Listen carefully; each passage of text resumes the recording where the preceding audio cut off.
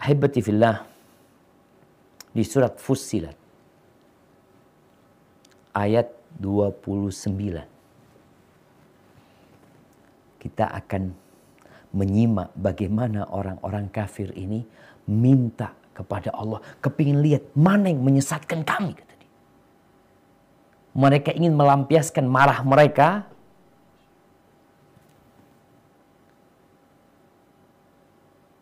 namun mereka memohon kepada Allah Azza wa Jalla agar orang-orang yang menyesatkan mereka itu, ya paling tidak mereka bisa menginjak-injak mereka dengan kaki mereka.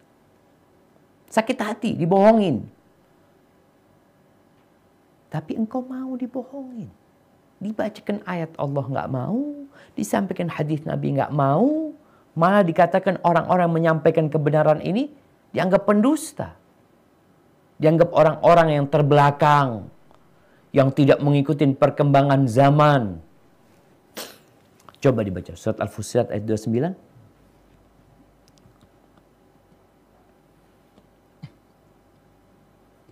وقال الذين كفروا ربنا أرنا الذين أضلانا أرنا الذين وقال الذين كفروا ربنا أرنا الذين أضلانا من الجن والإنس نجعلهما تحت أقدامنا ليكونا من الأسفلين.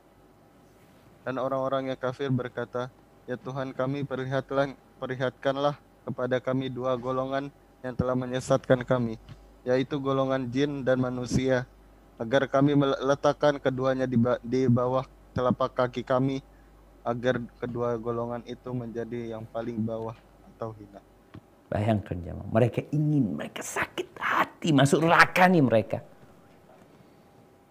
Mereka merasa dibohongin, disesatkan oleh, ya ada golongan dari bangsa jin, ada golongan dari bangsa manusia yang mereka berkolaborasi untuk menyesatkan manusia. Dengan apa? Dengan berbagai cara. Mereka minta supaya mereka bisa berjumpa. Mana sih yang menyesatkan kita dulu? Ada fulan. Kenapa jemaah?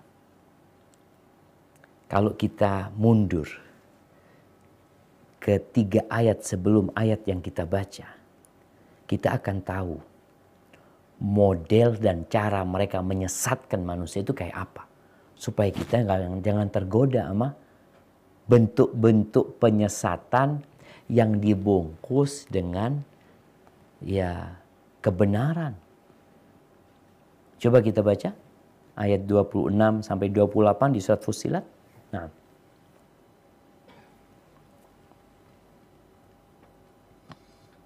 وقال الذين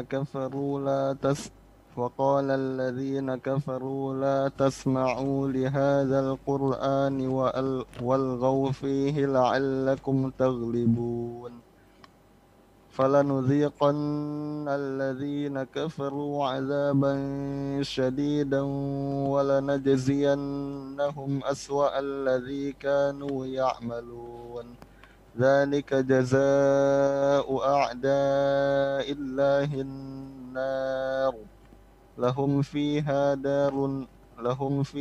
دار الخلد جزاء بما كانوا بآياتنا يجحدون. Dan orang-orang yang kafir berkata, janganlah kamu mendengarkan bacaan Al-Quran ini dan buatlah kegaduhan terhadapnya agar kamu dapat mengalahkan mereka. Maka sungguh akan kami timpakan azab yang keras pada orang-orang yang kafir itu, dan sungguh akan kami beri balasan pada mereka dengan seburuk-buruk balasan terhadap apa yang telah mereka kerjakan. Demikianlah balasan terhadap musuh-musuh Allah, yaitu neraka. Mereka mendapat tempat tinggal yang kekal di dalamnya sebagai balasan atas keingkaran mereka terhadap ayat-ayat kami. Barakallahu fikum. Mereka itu gak mau dengerin Quran. Bahkan menghasut orang supaya gak mendengarkan Al-Quran. Coba kita ngelihatnya, acara-acara di televisi, di mana-mana. Berapa persen sih di dalam program-program itu yang memperdengarkan manusia kepada Al-Quranul Karim? Nggak ada. Kalau ada pun 1-2 jam, selesainya jangan dengerin Quran. Tapi itu pilihan kita. Makanya tatkala masuk neraka, mereka mana sih bangsa jin dan manusia yang menyesatkan kami? Nggak bisa, itu pilihanmu. Sekarang kita kalau dihadapkan ke sebuah televisi, kita pegang remote.